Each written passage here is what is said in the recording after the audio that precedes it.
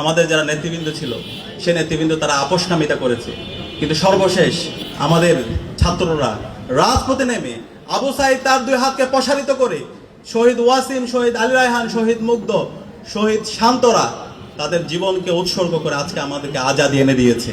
এবং তারা যখন রাজপথে নেমেছিল তারা ফ্যামিলি কার্ড, কৃষক কার্ড, এই কার্ড সেই কার্ডগুলো নিয়ে তারা রাজপথে নামেনি। তারা বলেছিল আমরা রাষ্ট্র সংস্কার চাই, তারা বলেছিল রাষ্ট্র মেরামতের কাজ চলছে, সাময়িক বা অসুবিধার জন্য দুঃখিত।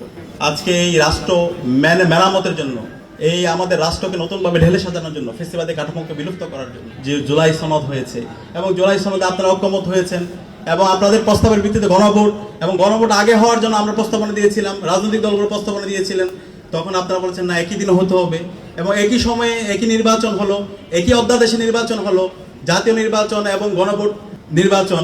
সেই নির্বাচনে 70% দেশের নাগরিকরা তারা গণভোটে হায়ের পক্ষে তারা মতামত দিয়েছে, সংস্কারের পক্ষে তারা মতামত দিয়েছে।